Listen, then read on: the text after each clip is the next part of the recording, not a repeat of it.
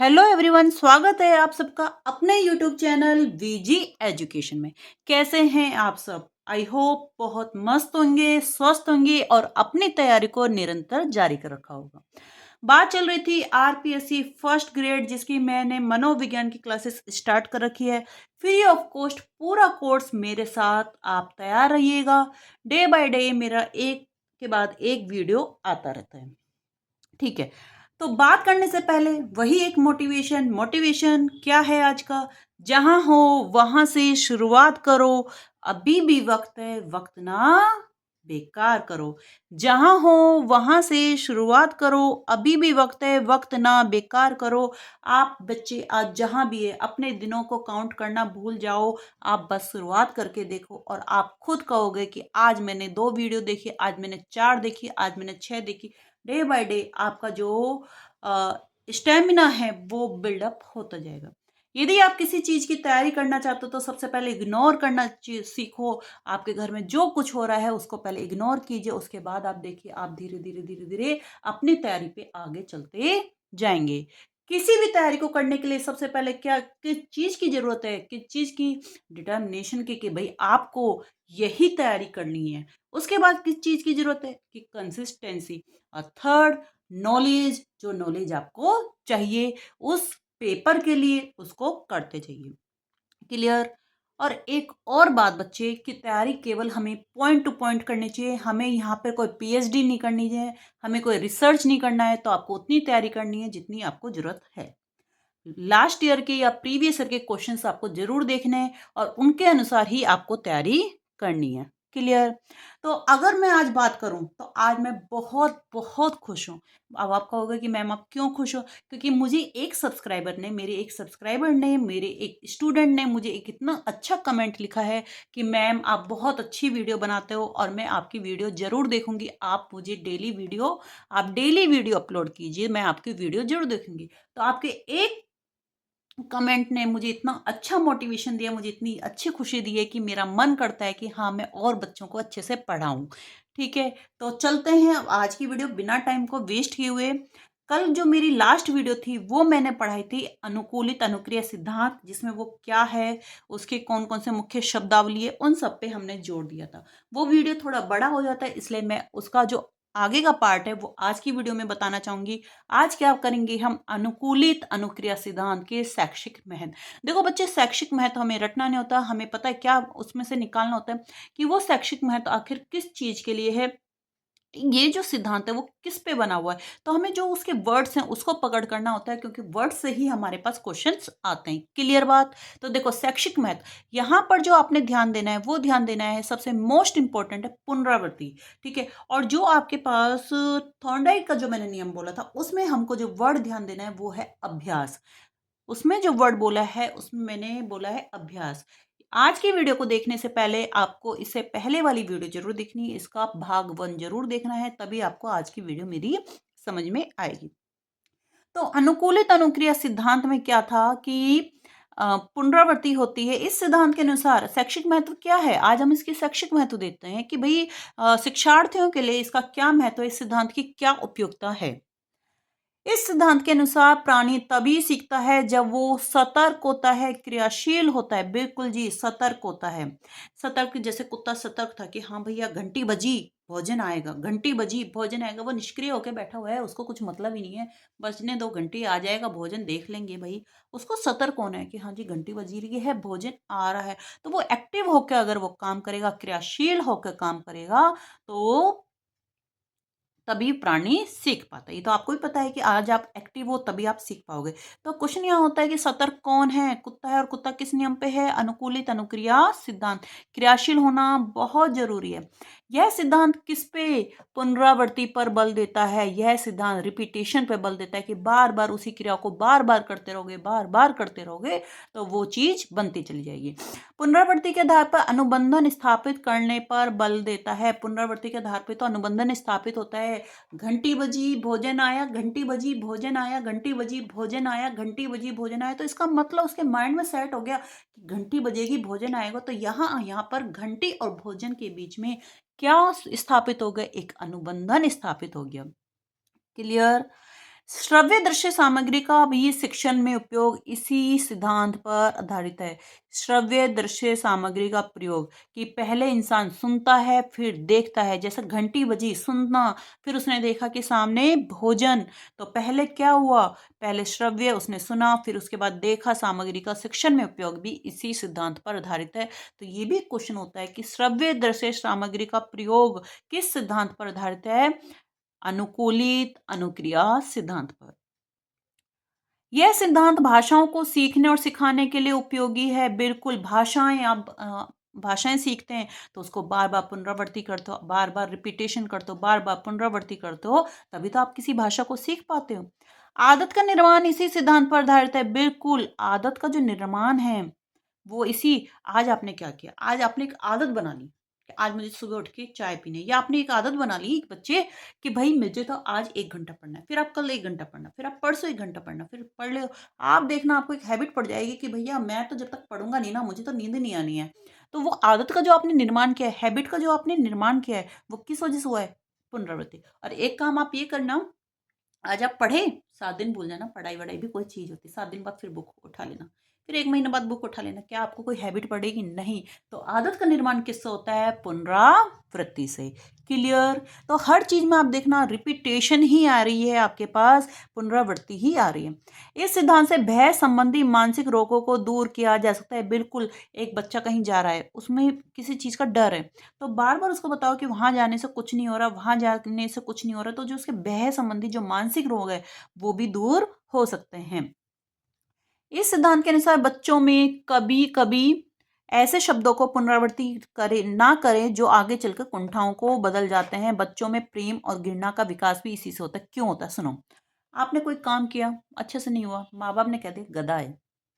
दोबारा बोला, कुछ अच्छा से नहीं हुआ, गधा है। कई बार माँ बाप ध्यान नहीं देते और बोल देते हैं, पेरेंट्स ध्यान नहीं देते, बोलते हैं गधा है। बार बार बच्चे को गधा है गधा है, तो वो भी अपने आप को समझने लग जाता है गधा है भैया, मुझे में तो अकल ही नहीं है। तो इसलिए बच्चों के सामने किसी तरीके से अपशब्द ना बोले। जब वो डेली डेली उन चीजों की रिपीटेशन सुनता है बच्चे, तो आगे चल के कुंठाओं में बदल जाता है। तो इस सिद्धांत के अनुसार कभी ऐसे शब्दों को ना बोले जो पुनरावृत्ति में जो उसकी मन में लग जाए कि भाई हम तो यही हैं। ठीक है जी। यह सिद्धांत यांत्रिक तरीके से सीखने पे बल देते हैं। यांत्रिक तरीके से सीखने पे बल का मतलब क्या है, पहले तो आप इसको समझिए। यांत्रिक तरीके से सीखने का मतलब ये होता है बच्चे कि जैसे कि जिसमें बिना किसी दिमाग के बस हमें ये काम करना है। करना क्या है, जैसे कि आप पेड़ों को हिला रहे हो जी, आप पैरों को हिला रहे हो, तो मतलब कि जिसका दिमाग से, माइंड से कुछ मतलब नहीं होता, बस हमको कर रहे हैं। कोई चीज़ चलती आ रही है, बस हम तो कर रहे हैं, तो वो चीज़ यांत्रिक तरीका कहलाता है। इस सिद्धांत के द्वारा अस्थायी अधिगम होता है। इस सिद्धांत के द्वारा अस्थायी अधिगम होता है, क्योंकि इस सिद्धांत ये यांत्रिक तरीके पे बल देता है। सामने वाले ने कुछ करा तो हम भी कुछ कर लेते हैं, वो पेड़ हिला रहा है तो हम भी पेड़ हिला लेते हैं। तो जहां पर माइंड से हम किसी चीज को नहीं एक्सेप्ट कर रहे, केवल सामने वाला कर रहा है वही हम कर रहे हैं। एक बच्चा उछल रहा है तो हम भी उछल रहे हैं, तो ये क्या है, ये क्या है, इसमें अस्थायी अधिगम होता है। तो ये भी क्वेश्चन बन सकता है कि स्थायी अधिगम के लिए कौन सा चाहिए, थॉर्नडाइट जो अभ्यास से सीखते हो, पुनरावृत्ति से अस्थायी अधिगम होता है। आगे चलते हैं, आगे क्या बोला है उन्होंने कि यह सिद्धांत सह संबंध के सिद्धांत पर भी बल देता है। बाल्यावस्था की बहुत सी क्रियाएं किसी वस्तु विशेष से जुड़ जाती है जो बड़े होने पर भी बनी रहती है। क्योंकि यह सिद्धांत क्या होता है, बाल्यावस्था में हम कोई ऐसा काम कर रहे हैं, ठीक है, और वो बार बार रिपीट कर रहे हैं, बार बार रिपीट कर रहे हैं, बार बार रिपीट कर रहे हैं, तो जब वो बड़े भी हो जाओगे तब भी वो आपसे जुड़ी हुई रहेगी। तो बाल्यावस्था में भी बहुत सी क्रियाएं ऐसी होती हैं जो कि बड़े होने पर भी बनी रहते। इस सिद्धांत की सहायता से उन विषयों को सिखाने के लिए विशेष उपयोगी है जिनमें सोचने और समझने की क्रिया नहीं होती। तो जो मैंने अभी आपको बोला था कि ये ऐसे सिद्धांत, यह जो सिद्धांत है वो इनकी सहायता से वो विषय जरूर सीखने में उपयोगी है जिनमें सोचने और समझने की क्रिया नहीं होती है, जैसे सुलेख। अब सुलेख को बार बार आप लिखोगे लिखोगे लिखोगे तो भैया आप समझोगे, अक्षर विन्यास का करना, अभ्यास करना, तो ये सब जो चीजें हैं। तो यहाँ पर जो शैक्षिक महत्व अगर निकल के आया तो आप नोटिस कीजिए कि सब में आपके पास जो शैक्षिक महत्व है वो क्या है। शैक्षिक महत्व में आपको एक ही चीज देखिए, हर जगह रिपीटेशन है। प्राणी कब सीखता है, जब वो सतर्क होता है। उसके बाद यह सिद्धांत पुनरावृत्ति पर जोर देता है। तीसरा, पुनरावृत्ति के आधार पर ही अनुबंधन स्थापित होता है। श्रव्य दृश्य सामग्री में भी इस सिद्धांत का उपयोग होता है। इस सिद्धांत से भाषाओं को सीखने और सिखाने के लिए भी यह उपयोगी होता है। आदत का निर्माण पुनरावृत्ति ही होती है।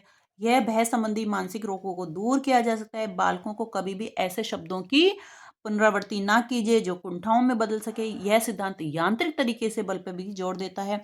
इस सिद्धांत के द्वारा अस्थायी अधिगम होता है और यह सिद्धांत सहसंबंध के सिद्धांत पर भी बल देता है और इस सिद्धांत की सहायता से उन क्रियाओं को सीखने पर, समझने पर जोर देता है जिनमें सीखने या सोचने समझने की क्रिया नहीं होती, जैसे सुलेख या अक्षर विन्यास। तो कुछ क्वेश्चन जो हैं वो मैं बताती हूँ आपको किस तरीके से क्वेश्चंस भी आ सकते हैं। सतर्क कौन है? कुत्ता है। तत्पर कौन है? बिल्ली है। सतर्क कौन है? कुत्ता है। अनुकूलित अनुक्रिया सिद्धांत। तत्पर कौन है? बिल्ली। उद्दीपक अनुक्रिया सिद्धांत। श्रव्य दृश्य यानी कि घंटी भोजन, समझ रहे हो कि घंटी श्रव्य, फिर उसको बाद भोजन दिखा, अनुकूलित अनुक्रिया सिद्धांत। पुनरावृत्ति आ जाती है तो पावलल का सिद्धांत है और अभ्यास आ जाता है तो थॉर्नडाइक का सिद्धांत है।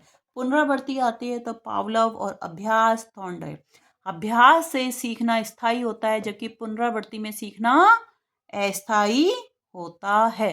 अभ्यास में सीखना स्थायी होता है जबकि पुनरावृत्ति से सीखना अस्थायी होता है। इस सिद्धांत को शिक्षा के स्थापित करने का श्रेय इस सिद्धांत को शिक्षा के क्षेत्र में स्थापित करने का श्रेय किसका जाता है? लेस्टर एंडरसन का जाता है। इस सिद्धांत को शिक्षा के क्षेत्र में स्थापित करने का श्रेय किसका जाता है? Lester Anderson. गामक क्रियाएं जो मैंने वहां बताया था ना आपको, साइकिल चलाना बताया था, तो गामक क्रियाएं थॉर्नडाइक और यांत्रिक क्रियाएं पावलोव। ठीक है, तो ये जो आज ये अनुकूलित अनुक्रिया सिद्धांत का शैक्षिक महत्व हो गया है, इसका पहला पार्ट बच्चे देखना ना भूलना। इसके बाद जो हम बात कर रहे हैं इसमें थोड़ा सा और बचता है, वो मैं बताती हूँ आपको। मुख्य शब्दावली तो हो गई थी मेरी। अनुकूलित अनुक्रिया सिद्धांत के कुछ नियम भी हैं। अनुकूलित अनुक्रिया सिद्धांत के कुछ नियम भी बनते हैं। वो कौन कौन से बनते हैं?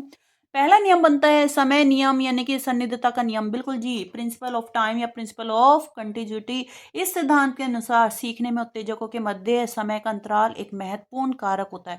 दोनों दीपकों के मध्य समय अंतराल 5 सेकंड से ज्यादा का समय नहीं होना चाहिए। दोनों दीपकों के बीच में कितना समय अंतराल होना चाहिए? 5 सेकंड से ज्यादा नहीं होना चाहिए। अब बात आता है कि मैम क्यों नहीं होना चाहिए? घंटी बजी, आ जाएगा भैया भोजन, सोते रहो, आ गया भोजन, ठीक है जी, घंटी बजी आ गया 1 घंटे में भोजन। तो वो इंसान, उस इंसान के मन में क्या जिज्ञासा होगी कि भाई हमें ये काम करना चाहिए, तो वो अनुक्रिया उस पर नहीं करेगा। तो समय नियम की दोनों दीपनों के मध्य क्या होना चाहिए? समय अंतराल 5 सेकंड से ज्यादा नहीं होना चाहिए। तीव्रता का नियम कहता है कि प्रिंसिपल ऑफ इंटेंसिटी, इस सिद्धांत के अनुसार यदि हम चाहते हैं कि कृत्रिम उद्दीपक अपना स्थायी प्रभाव बनाए रखे तो उसके लिए प्राकृतिक उद्दीपन की तुलना में उसका अधिक सशक्त होना अनिवार्य शर्त है। कि तीव्रता, उसके अंदर एक तीव्रता होनी चाहिए कि कृत्रिम उद्दीपन यदि वो भी स्थायी प्रभाव बनाए रखे तो प्राकृतिक उद्दीपन की तुलना में उसका अधिक सशक्त होना बहुत ज्यादा अनिवार्य शर्त है। एक रूपता का नियम ये कहता है कि इस सिद्धांत के अनुसार अनुबंधन की जो प्रक्रिया है, एक रूपता का नियम कहता है कि इस सिद्धांत के अनुसार अनुबंधन की प्रक्रिया उसी स्थिति में सुदृढ़ होती है जब एक ही प्रयोग की प्रक्रिया को बार बार बहुत दिनों तक ठीक उसी प्रकार दोहराया जाए। एक सिद्धांत के अनुसार अनुबंधन की प्रक्रिया उसी स्थिति में सुदृढ़ होती है जब एक ही प्रयोग की प्रक्रिया को बार बार बहुत दिनों तक आप ठीक उसी प्रकार से दोहरा रहे हो जैसे कि हो रहा है। पुनरावृत्ति का नियम, बिल्कुल इस सिद्धांत के अनुसार यह मान्यता है कि किसी क्रिया को बार बार करने पर वह स्वभाव में आ जाती है और हमारे व्यक्तित्व का एक स्थायी अंग बन जाते हैं। सीखने के लिए ये आवश्यक है कि दोनों दीपन यानी कि घंटी और भोजन साथ साथ बहुत बार प्रस्तुत की जाए। पुनरावृत्ति का नियम कहता है कि किसी क्रिया को बार बार करने पर वह स्वभाव में आ जाती है और हमारे व्यक्तित्व का एक स्थायी स्वभाव बन जाता है और वह सीखने के लिए आवश्यक है कि दोनों दीपन के मध्य बार बार दोनों दीपन को बहुत बार बार प्रस्तुत किए जाए। व्यवधान का नियम, व्यवधान का नियम ये कहता है कि इस नियम के अनुसार अनुबंध की स्थापना के लिए आवश्यक है कि उस कक्ष का वातावरण जहां प्रयोग किया जा रहा है वो शांत और नियंत्रित होना चाहिए। देखो व्यवधान का नियम, मैंने अपने जो उसमें प्रयोग में बताया था कि कुत्ता कहाँ था, कहाँ ओनली उसको ध्वनि रहित कमरे में बंद किया गया था और उसको वहाँ पर केवल उसको किसकी आवाज़ आ रही थी? घंटी की आवाज़ आ रही थी। तो व्यवधान का नियम ये कहता है कि अनुबंध की स्थापना के लिए आवश्यक है कि कक्ष का वातावरण जहां भी प्रयोग किया जा रहा है वहां शांत और नियंत्रित होना चाहिए। ठीक है जी। अब यहाँ मैं आपसे एक क्वेश्चन पूछती हूँ, वो क्वेश्चन देखो आप किस तरीके से आप इसको बनाओगे, और ये क्वेश्चन आया हुआ क्वेश्चन ही बता रही हूँ मैं। अनुबंधन के लिए घटनाओं का उपयुक्त क्रम क्या है? अनुबंधन के लिए घटनाओं का उपयुक्त क्रम क्या है? तो कुछ भी ऑप्शन आ सकते हैं। तो देखो सबसे पहले क्या था, सीएस था, हमने एक दीपक दिया था कौन सा, अस्वाभाविक। उसके बाद हमने स्वाभाविक उद्दीपक दिया था यानी कि अनकंडीशन स्टिमुलस, और उसके बाद हमने स्वाभाविक रिस्पॉन्स किया था, उसने भोजन के प्रति अनुक्रिया जो करी थी वो करी थी स्वाभाविक। तो पहला अस्वाभाविक उद्दीपक, फिर स्वाभाविक उद्दीपक, और उसके बाद स्वाभाविक अनुक्रिया यानी कि लार टपकाना। क्लियर? तो ये वाला जो आपका सिद्धांत था वो ये यहीं कंप्लीट होता है। आज मैंने जो बात करी थी वो करी है आपसे अनुकूलित अनुक्रिया सिद्धांत, और इससे पहले मेरा पहला जो सिद्धांत हुआ था वो हुआ था उद्दीपक अनुक्रिया सिद्धांत। वहां पर समझिए बात को, वहां पर हमने क्या था, उद्दीपक सिद्धांत, उद्दीपक अनुक्रिया सिद्धांत। यहां पर पहले अनुक्रिया हो रही है, बाद में उद्दीपक बन के आ रहा है। ठीक है जी। तो दो सिद्धांत मेरे यहाँ कंप्लीट हो गए हैं। आई होप आपको बहुत अच्छे से समझ में आया होगा। कल जो मैं बात करूंगी तीसरे सिद्धांत की बात करूंगी। आपको मेरी वीडियो कैसी लग रही है मुझे ज़रूर बताइएगा। आपके कमेंट करने से, आपके एक सब्सक्राइब करने से मुझे बहुत बड़ा मोटिवेशन मिलता है, क्योंकि मैंने अभी अपना चैनल स्टार्ट ही किया है। तो आपके बार बार बार बार आप मुझे ज़रूर एक बार तो लिखिएगा कि मैं कैसा पढ़ा रही हूँ। ठीक है, तब तक के लिए bye bye, take care, have a nice day, और अपनी तैयारी को निरंतर जारी रखना, इसी आशा के साथ, हैव ए नाइस डे।